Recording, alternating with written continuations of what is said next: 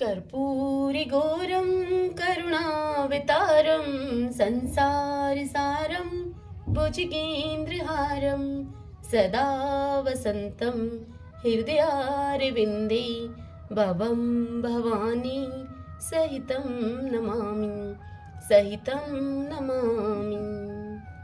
श्री शिवाय नमस्तुभ्यम। आज आप सुन रहे हैं श्री शिव महापुराण कथा रुद्र संहिता के द्वितीय खंड सती से। सती और शिव के द्वारा अग्नि की परिक्रमा। श्री हरि द्वारा शिव तत्व का वर्णन।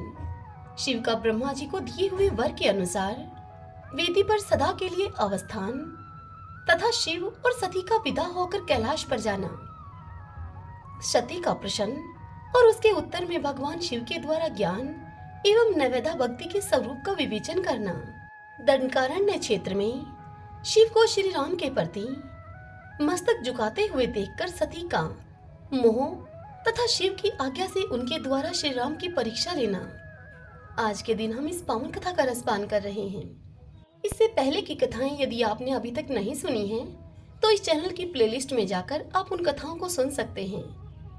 हमारे इस चैनल पर अधिक मास महात्म्य की कथाएं भी सुनाई जा रही हैं सुबह 5 बजे। आप उनका भी आनंद ले सकते हैं।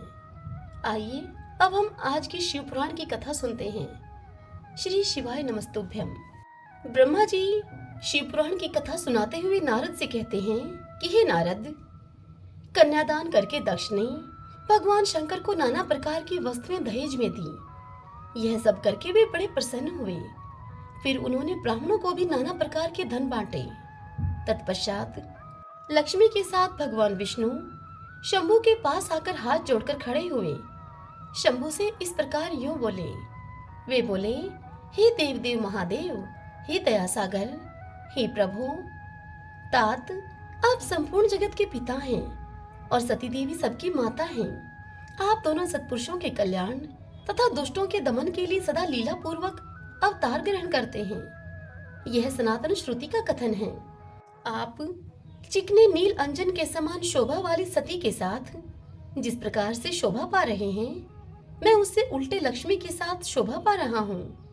अर्थात सती नील वर्णा तथा आप गौर वर्ण हैं। उससे उल्टे मैं नील वर्ण तथा लक्ष्मी गौर वर्णा है। हे नारद, मैं देवी सती के पास आकर ग्रह सूत्रोक्त विधि से विस्तार पूर्वक सारा अग्नि कार्य कराने लगा। मुझ आचार्य तथा ब्राह्मणों की आज्ञा से शिवा और शिव ने बड़े हर्ष के साथ विधि पूर्वक अग्नि की परिक्रमा की। उस समय वहां पर एक बड़ा ही अद्भुत उत्सव मनाया गया।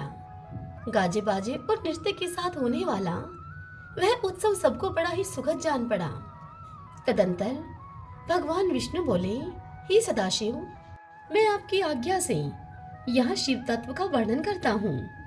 समस्त देवता तथा दूसरे दूसरे मुनि अपने मन को एकाग्र करके इस विषय को सुने। हे भगवान, आप प्रधान और अप्रधान अर्थात प्रकृति और उसे अतीत हैं।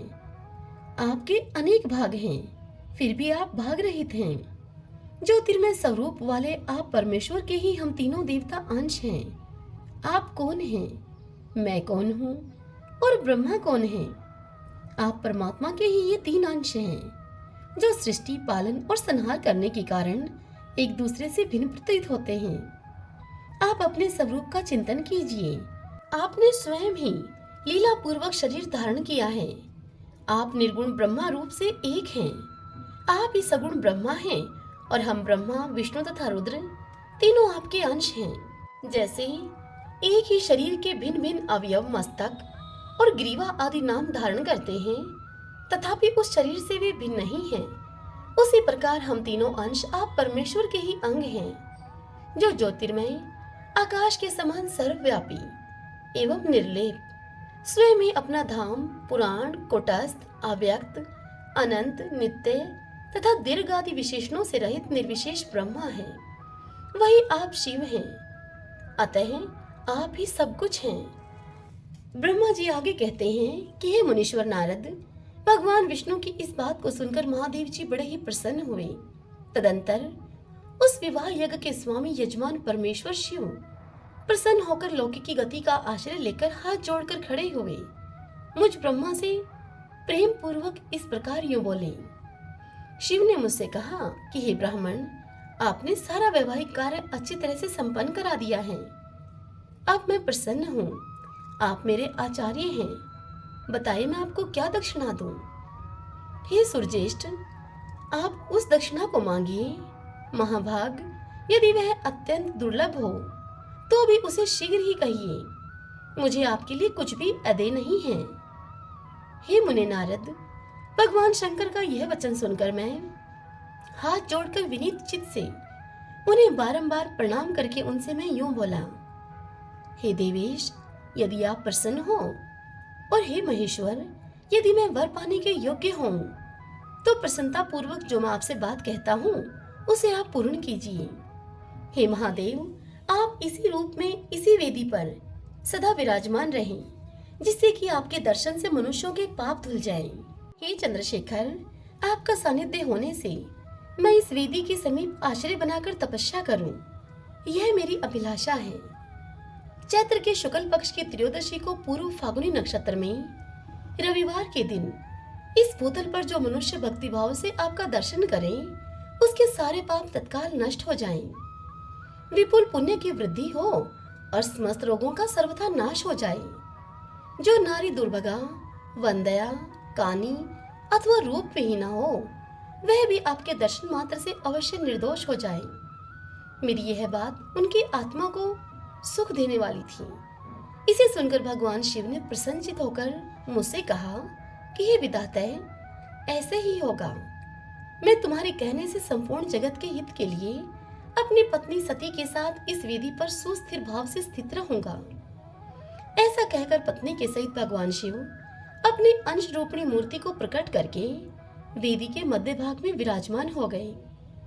तत्पश्चात सुजनों पर स्नेह रखने वाले परमेश्वर शंकर दक्ष से विदा लेकर अपनी पत्नी सती के साथ कैलाश जाने को उद्यत हुए। उस समय उत्तम बुद्धि वाले दक्ष ने विनय से मस्तक झुकाकर हाथ जोड़कर भगवान वृषभध्वज की आदर पूर्वक स्तुति की। फिर श्री विष्णु आदि समस्त देवताओं, मुनियों और शिवगणों ने नमस्कार पूर्वक नाना प्रकार की स्तुति करके बड़े आदर से जय जयकार उन्होंने किया। तदंतर दक्ष की आज्ञा से भगवान शिव ने प्रसन्नता पूर्वक सती को वृषभ की पीठ पर बिठाया और स्वयं भी उस पर आरूढ़ होकर वे प्रभु हिमालय पर्वत की ओर चले। भगवान शंकर के समीप वृषभ पर बैठी हुई सुंदर दांत और मनोहर हास वाली सती अपने नील श्याम वर्ण के कारण चंद्रमा में नीली रेखा के समान शोभा पा रही थी। उस समय उन नव दंपति की शोभा देखकर श्री विष्णु आदि समस्त देवता, मरीचि आदि महर्षि तथा दूसरे लोग ठगे से रह गए, हिलडुल भी न सके वे, और दक्ष भी मोहित हो गए। तत्पश्चात कोई बाजे बजने लगे और दूसरे लोग मधुर स्वर से गीत गाने लगे। कितने ही लोग प्रसन्नता पूर्वक शिव के कल्याण में उज्जवल यश का गान करते हुए उनके पीछे पीछे चले। भगवान शंकर ने बीच रास्ते से दक्ष को प्रसन्नता पूर्वक लौटा दिया और स्वयं प्रेमाकुल होकर प्रमथ गणों के साथ अपने धाम को जा पहुंचे। यद्यपि भगवान शिव ने विष्णु आदि देवताओं को भी विदा कर दिया था, तो भी वे बड़ी प्रसन्नता और भक्ति के साथ पुनः उनके साथ हो लिए। उन सब देवताओं, परमत गणों तथा अपनी पत्नी सती के साथ हर्ष भरे शंभु हिमालय पर्वत से सुशोभित अपने कैलाश धाम में जा पहुंचे। वहां जाकर उन्होंने देवताओं, मुनियों तथा दूसरे लोगों का बहुत आदर सम्मान करके उन्हें प्रसन्नता पूर्वक विदा किया। शंभु की आज्ञा लेकर वे विष्णु आदि सब देवता तथा मुनि उन्हें नमस्कार और उनकी स्तुति करके मुख पर प्रसन्नता की छाप को लिए हुए अपने अपने धाम को चले गए। सदाशिव का चिंतन करने वाले भगवान शिव भी अत्यंत आनंदित होकर हिमालय के शिखर पर रहकर अपनी पत्नी दक्ष कन्या सती के साथ विहार करने लगे। सूत जी इस कथा को सुनाते हुए मुनियों से कहते हैं कि हे मुनियों, पूर्व काल में स्वयंभू मनवंतर में भगवान शंकर और सती का जिस प्रकार विवाह हुआ था, वह सारा प्रसंग मैंने तुमसे कह दिया है।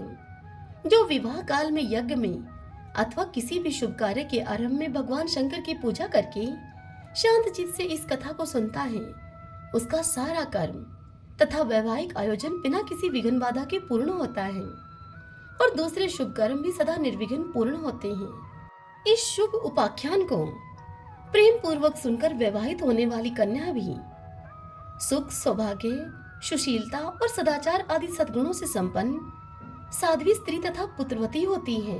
कैलाश तथा हिमालय पर्वत पर श्री शिव और सती के विविध विहारों का विस्तार पूर्वक वर्णन करने के बाद ब्रह्मा जी ने नारद मुनि से कहा कि हे नारद मुनि, एक दिन की बात है, देवी सती एकांत में भगवान शंकर से मिली और उन्हें भक्ति पूर्वक प्रणाम करके दोनों हाथ जोड़कर उनके सामने खड़ी हो गई। प्रभु शंकर को पूर्ण प्रसन्न जानकर उनको नमस्कार करके विनीत भाव से खड़ी हुई दक्ष कुमारी सती भक्ति भाव से अंजलि बांधे भगवान शंकर से इस प्रकार बोली। सती ने कहा कि हे देव देव महादेव, हे करुणा सागर प्रभो, हे दीनों उद्धार परायण महायोगिन, मुझ पर आप कृपा कीजिए।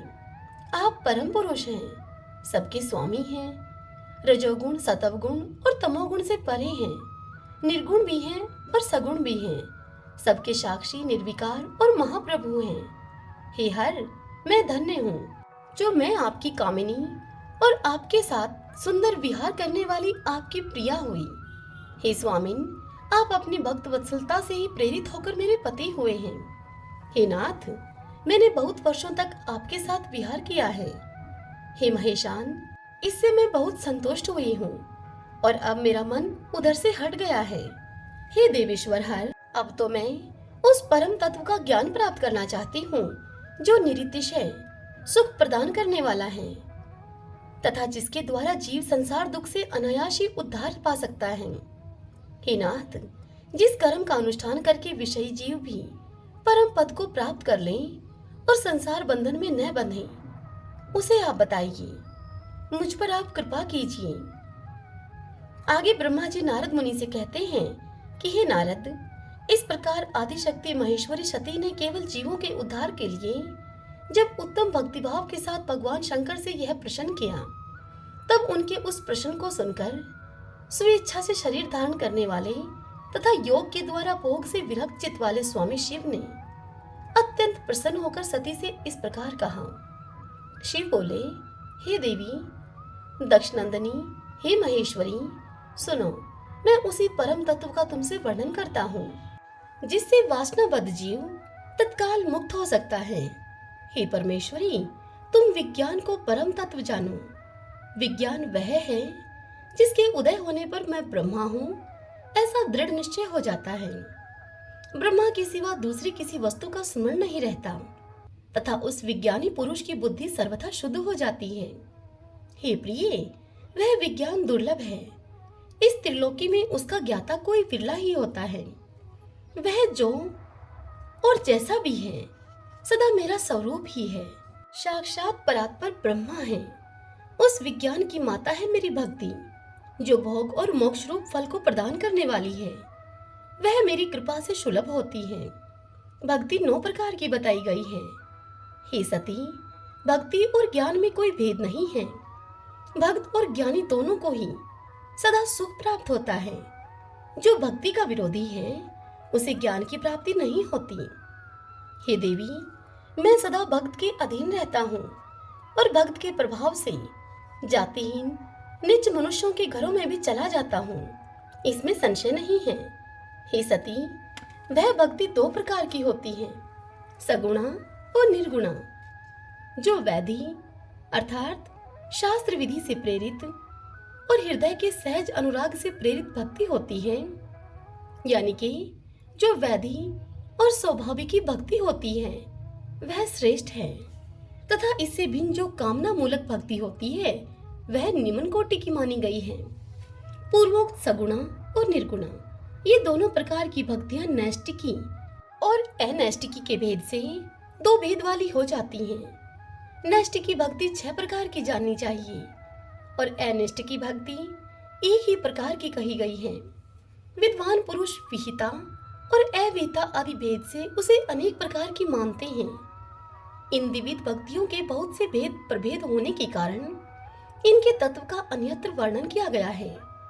हे प्रिय, मुनियों ने सगुणा और निर्गुणा इन दोनों भक्तियों के 9 अंग बताए हैं। हे दक्षनंदनी, मैं उन 9 अंगों का तुमसे वर्णन करता हूँ। तुम प्रेम से सुनो। देवी, श्रवण, कीर्तन, स्मरण, सेवन, दास्य, अर्चन, सदा मेरा वंदन, सख्य और आत्मसमर्पण, ये विद्वानों ने भक्ति के 9 अंग माने हैं।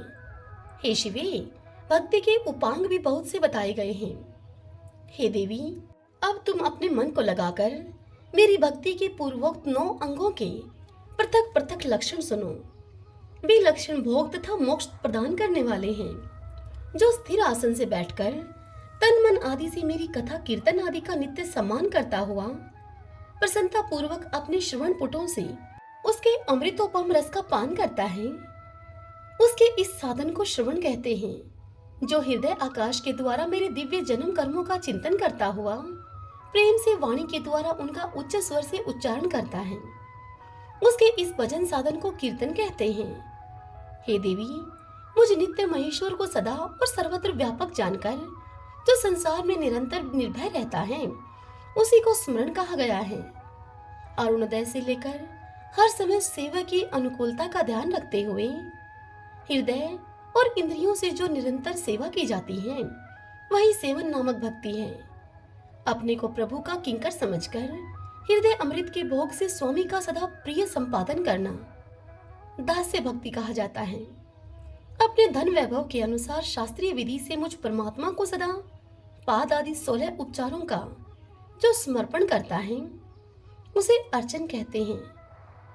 मन से ध्यान और वाणी से वंदनात्मक मंत्रों के उच्चारण पूर्वक 8 अंगों से भूतल का स्पर्श करते हुए जो इष्ट देव को नमस्कार किया जाता है, उसे वंदन कहते हैं। ईश्वर मंगल या अमंगल जो कुछ भी करता है, वह सब मेरे मंगल के लिए ही है। प्रभु के प्रति इतना विश्वास रखना, ऐसा दृढ़ विश्वास रखना सख्य भक्ति का लक्षण है। देह आदि जो कुछ भी अपनी कही जाने वाली वस्तु हैं, वह सब भगवान की प्रसन्नता के लिए उन्हीं को समर्पित करके अपने निर्वाह के लिए भी कुछ बचाकर न रखना अथवा निर्वाह की चिंता से भी रहित हो जाना आत्म समर्पण कहलाता है। ये मेरी भक्ति के 9 अंग हैं, जो भोग और मोक्ष प्रदान करने वाले हैं। इनसे ज्ञान का प्रकाट्य होता है तथा ये सब साधन मुझे अत्यंत प्रिय हैं। मेरी भक्ति के बहुत से उपांग भी कहे गए हैं, जैसे कि बिल्व आदि का सेवन। इनको विचार से समझ लेना चाहिए। हे प्रिय, इस प्रकार मेरी सांगोपांग भक्ति सबसे उत्तम है। यह ज्ञान वैराग्य की जननी है और मुक्ति इसकी दासी है। यह सदा सब साधनों से ऊपर विराजमान है। इसके द्वारा संपूर्ण कर्मों के फल की प्राप्ति होती है। यह भक्ति मुझे सदा तुम्हारे समान ही प्रिय है। जिसके चित्त में नित्य निरंतर यह भक्ति निवास करती है, वह साधक मुझे अत्यंत प्यारा है। हे देवेश्वरी, तीनों लोकों और चारों युगों में भक्ति के समान दूसरा कोई सुखदायक मार्ग नहीं है। कलयुग में तो यह विशेष सुखद एवं सुविधाजनक है। हे देवी पार्वती, कलयुग में प्रायः ज्ञान और वैराग्य के कोई ग्राहक नहीं है। इसीलिए वे दोनों वृद्ध उत्साह शून्य और जर्जर हो गए हैं। परंतु भक्ति कलयुग में तथा अन्य सब युगों में भी प्रत्यक्ष फल देने वाली है। भक्ति के प्रभाव से मैं सदा उसके वश में रहता हूँ, इसमें संशय नहीं है। संसार में जो भक्तिमान पुरुष है, उसकी मैं सदा सहायता करता हूँ, उसके सारे विघ्नों को दूर हटाता हूँ। उस भक्त का जो शत्रु होता है, वह मेरे लिए दंडनीय है, इसमें संशय नहीं है। देवी सती, मैं अपने भक्तों का रक्षक हूँ। भक्त की रक्षा के लिए ही मैंने कुपित होकर अपने नेत्र जनित अग्नि से काल को भी दग्ध कर डाला था। हे प्रिय, भक्त के लिए मैं पूर्व काल में सूर्य पर भी अत्यंत क्रुद्ध हो उठा था और शूल लेकर मैंने उन्हें मार भगाया था। हे देवी, भक्त के लिए मैंने सैन्य सहित रावण को भी क्रोध पूर्वक त्याग दिया और उसके प्रति कोई पक्षपात नहीं किया। हे सती देवेश्वरी, बहुत कहने से क्या लाभ। मैं सदा ही भक्त के अधीन रहता हूँ और भक्ति करने वाले पुरुष के अत्यंत वश में हो जाता हूँ। इतनी बात बताकर नारद जी को आगे ब्रह्मा जी कहते हैं कि हे नारद, इस प्रकार भक्त का महत्व सुनकर दक्ष कन्या सती को बड़ा ही हर्ष हुआ। उन्होंने अत्यंत प्रसन्नता पूर्वक भगवान शिव को मन ही मन प्रणाम किया हे मुने, सती देवी ने पुनः भक्ति कांड विषयक शास्त्र के विषय में भक्ति पूर्वक भगवान शंकर से पूछा। उन्होंने जिज्ञासा की कि जो लोक में सुखदायक तथा जीवों के उद्धार के साधनों का प्रतिपादक है, वह शास्त्र कौन सा है। उन्होंने यंत्र मंत्र, शास्त्र और उसके महात्म्य तथा अन्य जीवों उद्धारक धर्ममय साधनों के विषय में विशेष रूप से जानने की शंकर भगवान से इच्छा प्रकट की। हे नारद, सती के इस प्रश्न को सुनकर शंकर जी के मन में बड़ी प्रसन्नता हुई। उन्होंने जीवों के उद्धार के लिए सब शास्त्रों का प्रेम पूर्वक देवी सती से वर्णन किया। महेश्वर ने 5 अंगों के सहित तंत्र शास्त्र, यंत्र शास्त्र तथा भिन्न भिन्न देवेश्वरों की महिमा का वर्णन किया। हे मुनीश्वर नारद, इतिहास कथा सहित उन देवताओं के भक्तों की महिमा का, वर्णाश्रम धर्मों का तथा राज धर्मों का भी निरूपण किया। पुत्र और स्त्री के धर्म की महिमा का, कभी नष्ट न होने वाले वर्णाश्रम धर्म का और जीवों को सुख देने वाले वैदिक शास्त्र तथा ज्योतिष शास्त्र का भी देवी सती से वर्णन किया। महेश्वर ने कृपा करके उत्तम सामुद्रिक शास्त्र का तथा और भी बहुत से शास्त्रों का तत्वतः वर्णन किया। इस प्रकार लोको उपकार करने के लिए सद्गुण संपन्न शरीर धारण करने वाले त्रिलोक सुखदायक और सर्वज्ञ सती शिव हिमालय के कैलाश शिखर पर तथा अन्य स्थानों में नाना प्रकार की लीलाएं करते थे। वे दोनों दंपति साक्षात पर ब्रह्मा स्वरूप थे। इतनी बात सुनकर नारद जी बोले, हे ब्राह्मण विधे, हे प्रजानाथ, हे महाप्राग दयानिधि, आपने भगवान शंकर तथा देवी सती के मंगलकारी सुयश का श्रवण कराया है। अब इस समय पुनः प्रेम पूर्वक उनके उत्तम यश का वर्णन कीजिए। उन शिव दंपति ने वहां रहकर कौन सा चरित्र किया था। तब ब्रह्मा जी ने देव ऋषि नारद से कहा कि हे मुने, तुम मुझसे सती और शिव के चरित्र का प्रेम से श्रवण करो। वे दोनों दंपति वहां लौकिकी गति का आश्रय लेकर नित्य निरंतर क्रीड़ा किया करते थे। तदंतर महादेवी सती को अपने पति शंकर का वियोग प्राप्त हुआ। ऐसा कुछ श्रेष्ठ बुद्धि वाले विद्वानों का कथन है। परंतु हे मुने, वास्तव में उन दोनों का परस्पर वियोग कैसे हो सकता है, क्योंकि वे दोनों वाणी और अर्थ के समान एक दूसरे से सदा मिले जुले हैं, शक्ति और शक्तिमान हैं तथा चित स्वरूप हैं। फिर भी उनमें लीला विषयक रुचि होने के कारण वह सब कुछ संगठित हो सकता है। सती और शिव यद्यपि ईश्वर हैं, तो भी लौकिक की रीति का अनुसरण करके वे जो जो लीलाएं करते हैं, वे सब संभव हैं। दक्ष कन्या सती ने जब देखा कि मेरे पति ने मुझे त्याग दिया है, तब वे अपने पिता दक्ष के यज्ञ में गई और वहां भगवान शंकर का अनादर देखकर उन्होंने अपने शरीर को त्याग दिया। वे ही सती पुनः हिमालय के घर पार्वती के नाम से प्रकट हुई और बड़ी भारी तपस्या करके उन्होंने विवाह के द्वारा पुनः भगवान शिव को प्राप्त कर लिया। सूत जी इस कथा को सुनाते हुए ऋषियों से कहते हैं कि हे महर्षियों, ब्रह्मा जी की यह सारी बात सुनकर नारद जी ने विधाता से शिवा और शिव के महान यश के विषय में इस प्रकार पूछा। नारद जी ब्रह्मा जी से बोले, हे महाभाग विष्णु शिष्य, हे विधातः, आप मुझे शिव और शिवा के भाव तथा आचार से संबंध रखने वाले उनके चरित्र का विस्तार पूर्वक वर्णन कीजिए। हे तात, भगवान शंकर ने अपने प्राणों से भी प्यारी धर्म पत्नी सती का किस लिए त्याग किया? यह घटना तो मुझे बड़ी ही विचित्र जान पड़ती है, अतः इसे आप अवश्य मुझसे कहिए। हे आज, आपके पुत्र दक्ष के यज्ञ में भगवान शिव का अनादर कैसे हुआ और वहां पिता के यज्ञ में जाकर सती ने अपने शरीर का त्याग किस प्रकार से किया? उसके बाद वहां क्या हुआ? भगवान महेश्वर ने क्या किया? यह सब बातें आप मुझसे कहिए। यह सब सुनने की मेरे मन में बड़ी श्रद्धा है। तब ब्रह्मा जी ने नारद से कहा कि हे मेरे पुत्रों में श्रेष्ठ नारद, तुम महर्षियों के साथ बड़े प्रेम से भगवान चंद्रमौली का यह चरित्र सुनो। श्री विष्णु आदि देवताओं से सेवित पर ब्रह्मा महेश्वर को नमस्कार करके मैं उनके महान अद्भुत चरित्र का वर्णन आरंभ करता हूँ। हे मुने, यह सब भगवान शिव की लीला ही है। वे प्रभु अनेक प्रकार की लीलाएं करने वाले, स्वतंत्र और निर्विकार हैं। देवी सती भी वैसी ही हैं, अन्यथा वैसा कर्म करने में कौन समर्थ हो सकता है? परमेश्वर शिव ही परब्रह्मा परमात्मा है। एक समय की बात है, तीनों लोकों में विचरने वाले लीला विशारद भगवान रुद्र सती के साथ बैल पर आरूढ़ होकर इस भूतल पर भ्रमण कर रहे थे। घूमते घूमते वे दंडकारण्य क्षेत्र में आए। वहां उन्होंने लक्ष्मण के सहित भगवान श्री राम को देखा, जो रावण के द्वारा छलपूर्वक हरी गई अपनी प्यारी पत्नी सीता की खोज कर रहे थे। वे हा सीते ऐसा उच्च स्वर से पुकारते, जहां तहां देखते और बारंबार रोते थे। उनके मन में विरह का आवेश छा गया था। सूर्य वंश में उत्पन्न वीर भूपाल दशरथ नंदन भरताग्रज श्री राम आनंद रहित होकर लक्ष्मण के साथ वन में भ्रमण कर रहे थे और उनकी कांति फीकी पड़ गई थी। उस समय उदार चेता पूर्ण काम भगवान शंकर ने बड़ी प्रसन्नता के साथ उन्हें प्रणाम किया और जय जयकार करके वे दूसरी ओर चल दिए। भक्त वत्सल शंकर ने उस वन में श्री राम के सामने अपने को प्रकट नहीं किया। भगवान शिव की मोह में डालने वाली ऐसी लीला को देखकर सती को बड़ा ही विस्मय हुआ।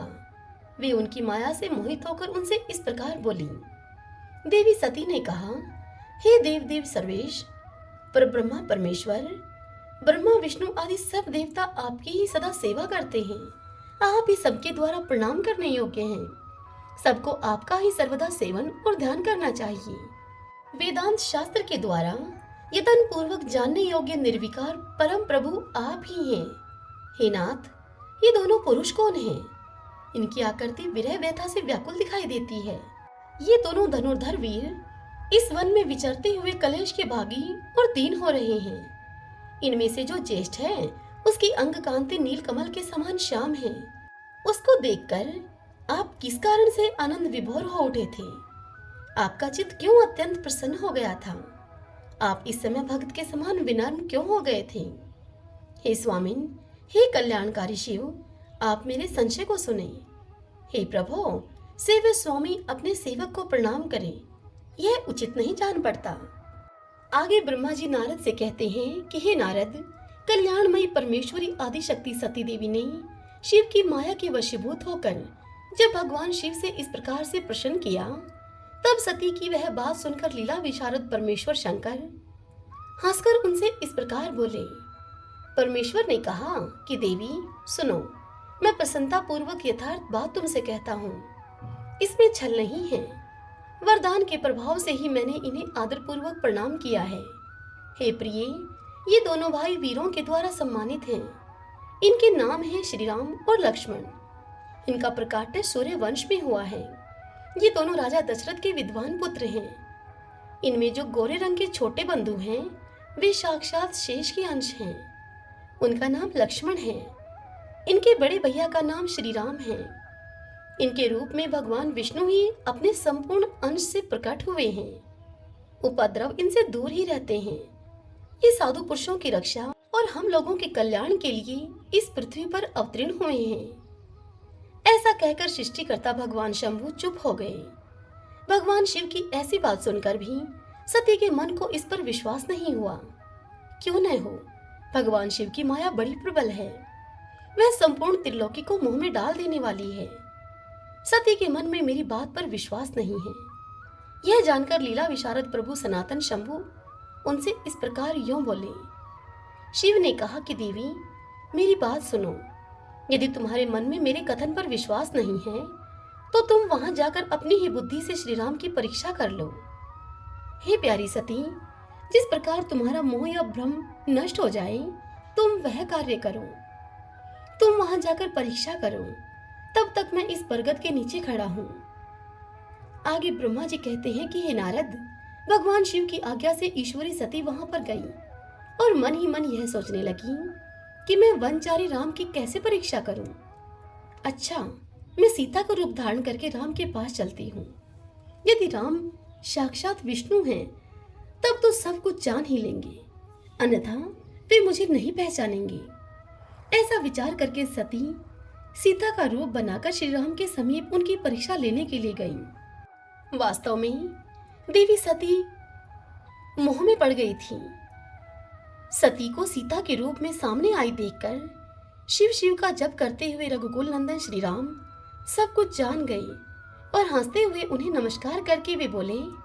श्री राम ने पूछा, हे सती जी, आपको नमस्कार है।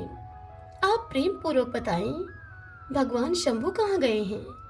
आप पति के बिना अकेले ही इस वन में क्यों कर आई? हे देवी, आपने अपना रूप त्याग कर किस लिए यह नूतन रूप धारण किया है? मुझ पर कृपा करके इसका कारण बताइए। श्री रामचंद्र जी की यह बात सुनकर सती उस समय आश्चर्यचकित हो गई। वे शिव जी की कही हुई बात का स्मरण करके उसे यथार्थ समझकर बहुत ही लज्जित हुई।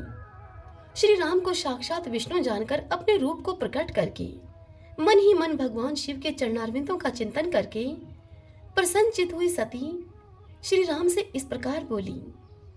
सती ने कहा, हे रघुनंदन, स्वतंत्र परमेश्वर भगवान शिव मेरे तथा अपने पार्षदों के साथ पृथ्वी पर भ्रमण करते हुए इस वन में आ गए थे।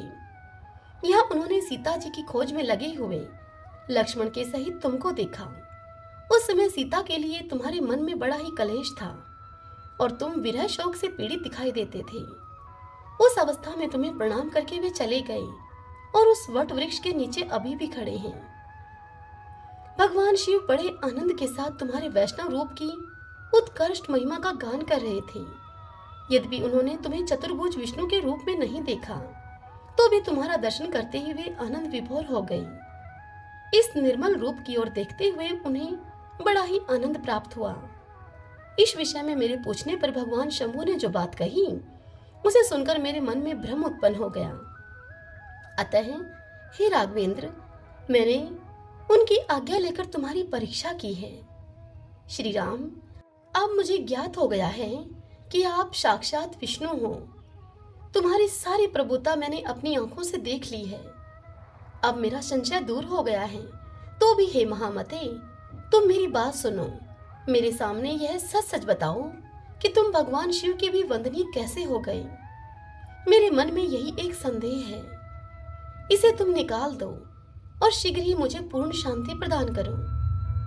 देवी सती का यह वचन सुनकर श्री राम के नेत्र प्रफुल्ल कमल के समान खिल उठे। उन्होंने मन ही मन अपने प्रभु भगवान शिव का स्मरण किया। इससे उनके हृदय में प्रेम की बाढ़ आ गई। हे मुने नारद, आज्ञा न होने के कारण वे सती के साथ भगवान शिव के निकट नहीं गए तथा मन ही मन उनकी महिमा का वर्णन करके श्री रघुनाथ जी ने सती से कहना आरंभ किया। हरि ओम तत्सत। श्री शिवाय नमस्तुभ्यम। भगतजनों, आज की यह कथा यहीं पर पूर्ण हुई। इससे आगे कल की कथा में हम सुनेंगे श्री शिव के द्वारा गोलोक धाम में श्री विष्णु का गोपेश के पद पर अभिषेक तथा उनके प्रति प्रणाम का प्रसंग सुनाकर श्री राम का सती के मन का संदेह दूर करना, सती का शिव के द्वारा मानसिक त्याग करना, प्रयाग में समस्त महात्मा मुनियों के द्वारा किए गए यज्ञ में दक्ष का भगवान शिव को तिरस्कार पूर्वक श्राप देना तथा नंदी के द्वारा ब्राह्मण कुल को श्राप प्रदान करना, भगवान शिव का नंदी को शांत करना। कल के दिन हम इस पावन कथा का रसपान करेंगे। आशा करती हूँ कि आज की यह कथा आपको पसंद आई होगी। यदि ऐसा हो, मेरा यह प्रयास सफल हो, तो इस वीडियो को आप लाइक करें और कमेंट बॉक्स में हर हर महादेव अवश्य लिखें। अपने अपनों के साथ इस वीडियो को खूब शेयर करें। ओम नमः शिवाय।